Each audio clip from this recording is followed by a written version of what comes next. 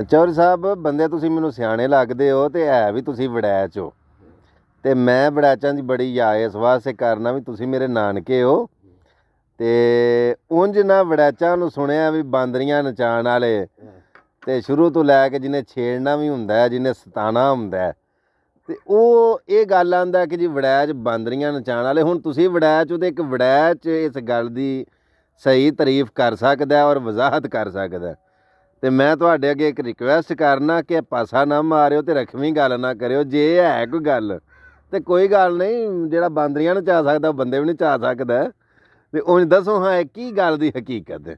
ਹਕੀਕਤ ਹੈ ਸੁਣਾ ਕਿ ਕੁਝ ਲੋਕ ਤਾਂ ਉਂਝ ਹੀ ਬਣ ਗਏ ਨੇ। ਤੁਹਾਡਾ ਜਿਹੜਾ ਲਹਿਜਾ ਹੈ ਉਹ ਲਹਿਜਾ ਨਹੀਂ, ਜਿਹੜਾ ਲਹਿਜਾ ਉਹ ਲਹਿਜਾ ਨਹੀਂ, ਭੈੜੇ ਪੈ ਗਏ ਹੋ।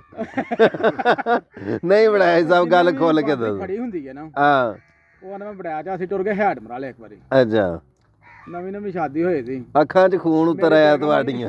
ਮੇਰੀ ਬੇਗਮ ਵੀ ਪਰਾਂ ਸਾਈਡ ਤੇ ਹੋ ਜਾ, ਚੱਲਦੀ ਵੀਡੀਓ 'ਚ ਨਾ।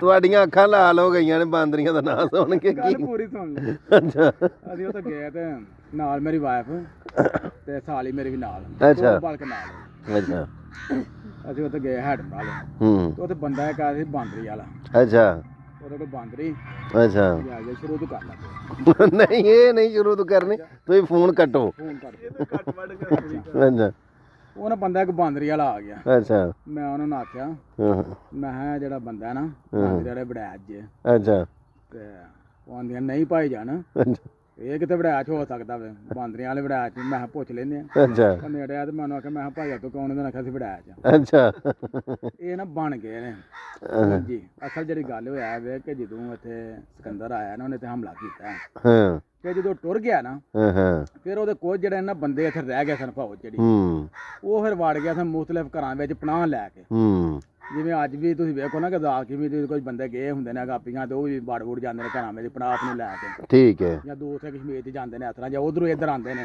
ਠੀਕ ਹੈ। ਹਰ ਥਾਂ 'ਚ ਬੰਦੇ ਜਿਹੜੇ ਨੇ ਉਹ ਚੰਗੇ ਵੀ ਨੇ ਤੇ ਭੈੜੇ ਵੀ ਹੁੰਦੇ ਨੇ ਆਂਦੇ ਨੇ ਘਰੋਂ ਹੀ ਬੰਦਾ ਮਾਰਿਆ ਜਾਂਦਾ। ਇੰਝ ਹੀ ਗੱਲ ਉਹ ਫਿਰ ਉਹਨਾਂ ਨੂੰ ਕਈ ਪਨਾਹ ਦੇਣ ਵਾਲੇ ਵੀ ਹੈ ਸਨ ਜੀ। ਫਿਰ ਜਿਹੜਾ ਉਸ ਵਕਤ ਦਾ ਰਾਜਾ ਸੀ ਉਹਨੇ ਫਿਰ ਇਹਨਾਂ ਦੀ ਡਿਊਟੀ ਲਾਈ ਸੀ। ਇਹ ਬੰਦੇ ਐਵੇਂ ਜਿਹੇ ਨੇ ਸਨ ਵੜਾਏ ਜਿਹੜੇ ਸਨ, ਇਹ ISI ਦੇ ਬੰਦੇ ਸਨ, ਇੰਟੈਲੀਜੈਂਸ ਦੇ ਬੰਦੇ ਸਨ ਜਿਹੜੇ। ਚੌਧਰੀ ਸਾਹਿਬ ਗੱਲ ਪੂਰੀ ਜਿਹੜੀ ਸੁਣੋ। ਸੁਣਾਓ। ਫਿਰ ਉਹਨਾਂ ਆਖਿਆ ਕਿ ਇੰਜ ਤੇ ਕੰਮ ਨਹੀਂ ਚੱਲਣਾ ਕੋਈ ਵੀ, ਹੂੰ ਠੀਕ ਹੈ। ਹਾਂ ਤੇ ਇਹਨਾਂ ਉਹਨਾਂ ਕਿਸ ਤਰੀਕੇ ਦੇ ਨਾਲ ਅੱਜ ਵੀ ਤੁਹਾਨੂੰ ਵੇਖਿਆ ਇੰਟੈਲੀਜੈਂਸ ਜਿਹੜੇ ਬੰਦੇ ਨੇ, ਕੋਈ ਫਕੀਰ ਬਣੇ ਆ, ਹਾਂ ਕਿਸੇ ਨੇ ਪਕੌੜੇ ਰੇੜੀ ਲਾਈ ਹੈ, ਕੋਈ ਲੱਛੇ ਪੇ ਵੇਚਦਾ, ਕੋਈ ਕੁਝ ਪਿਆ ਕਰਦਾ, ਇਹ ਤੇ ਗੱਲ ਹਕੀਕਤ ਠੀਕ ਹੈ। ਇੰਝ ਹੀ ਇਹ ਹੈ। ਫਿਰ ਜਿਹੜੇ ਬੰਦੇ ਸਨ ਜਿਹੜੇ ਉਹ ਮਤਲਬ ਰੂਪ ਵਟਾ ਕੇ ਰੂਪ ਵਟਾ ਕੇ CID ਇਹਨਾਂ ਦੀ ਮਜਬੂਰੀ ਹੁੰਦੀ ਜੀ ਜੀ ਜੀ ਜੀ ਜੇ ਉਸ ਤਰ੍ਹਾਂ ਇਹ ਕਰਨ ਦੇ ਬੰਦੇ ਕੰਮ ਨਹੀਂ ਆਪਣਾ ਕਰਦਾ ਜਿਹੜਾ ਉਹਨਾਂ ਦਾ ਅਸਲ ਮਕਸਦ ਹੁੰਦਾ। ਮਿਸ਼ਨ ਨਹੀਂ ਪੂਰਾ। ਫਿਰ ਇਹਨਾਂ ਮਤਲਬ ਕਿਸੇ ਨੇ ਕੋਈ ਢੋਂਗਰ ਜਾਇਆ ਤੇ ਕਿਸੇ ਨੇ ਕੋਈ ਨੇ ਕਹਾਇਆ ਤੇ ਕੋਈ ਜਿਹੜੇ ਬੰਦੇ ਬੜਾਇਆ ਚ ਜਿਹੜੇ ਆਰਮੀ ਦੇ ਵਿੱਚ ਭਰਤੀ ਹੋਏ ਸਨ, ਜਿਹੜੇ ISI ਦੇ ਬੰਦੇ ਸਨ ਇੰਟੈਲੀਜੈਂਸ ਦੇ, ਅੱਛਾ ਉਹਨਾਂ ਫਿਰ ਕਈਆਂ ਨੇ ਵਿੱਚ ਮੱਲੇ ਕੇ ਬਾਂਦਰੀਆਂ, ਕਈਆਂ ਨੇ ਰੇਚਾ ਸਨ, ਮੁਸਲੇ ਚੀਜ਼ਾਂ ਜਿਹੜੀਆਂ ਉਹਨਾਂ ਨੇ ਲਈਆਂ। ਅੱਛਾ ਅੱਛਾ ਉਹ ਘਰਾਂ ਦੇ ਵਿੱਚ ਜਾਂਦੇ ਸਨ ਤੇ ਪਤਾ ਕਰਦੇ ਹਨ ਕਿ ਉਹ ਜਿਹੜੀ ਸਿਕੰਦਰ ਦੀ ਆਰਮੀ ਉਹ ਕਿਤੇ ਘਰ ਦੇ ਵਿੱਚ ਪਨਾਹ ਤੇ ਨਹੀਂ ਲਈ। ਅੱਛਾ ਉਹ ਫਿਰ ਹੱਥ ਨਾਲ ਜਾ ਕੇ ਮੰਗਣ ਦੇ ਬਹਾਨੇ ਗਾਪੀ ਹਨ, ਮੰਗਤ ਤੇ ਨਹੀਂ ਸਨ। ਹਾਂਜੀ ਹਾਂਜੀ ਹਾਂਜੀ ਹਾਂਜੀ ਉਹ ਜੋ ਜਾਂਦੇ ਸਨ ਤਾਂ ਉਹ ਫਿਰ ਪਤਾ ਕਰ ਲੈਂਦੇ ਕਿ ਇੱਥੇ ਕੋਈ ਬੰਦਾ ਫੌਜੀ ਹੈ ਕਿ ਨਹੀਂ ਉਹਦਾ। ਹੂੰ ਹੂੰ ਹੂੰ ਹੂੰ ਹੂੰ ਉਹ ਜੇ ਤਾਂ ਉੱਥੋਂ ਨਿਕਲ ਆਉਂਦਾ ਸੀ ਤੇ ਫਿਰ ਇਹਨਾਂ ਨੂੰ ਫੜ ਲੈਂਦੇ ਸਨ। ਠੀਕ ਇਹਨਾਂ ਹੈ ਦੀ ਡਿਊਟੀ ਲੱਗੀ ਸੀ ਅਸਲ ਬੰਦੇ ਇੰਟੈਲੀਜੈਂਸ ਦੇ ਸਨ। ਠੀਕ ਹੈ ਉਹਦੇ ਠੀਕ ਤੋਂ ਹੈ। ਕਈਆਂ ਲੋਕਾਂ ਗੱਲ ਬਣਾਈ, ਲੇਕਿਨ ਸਾਰੇ ਲੋਕ ਤੇ ਨਹੀਂ ਸਨ, ਉਹ ਜਿਹਨੇ ਡਿਊਟੀ ਸੀ ਉਹ ਹੀ ਸਨ ਬੰਦੇ। ਉਹ ਹੀ ਸਨ ਬੰਦੇ।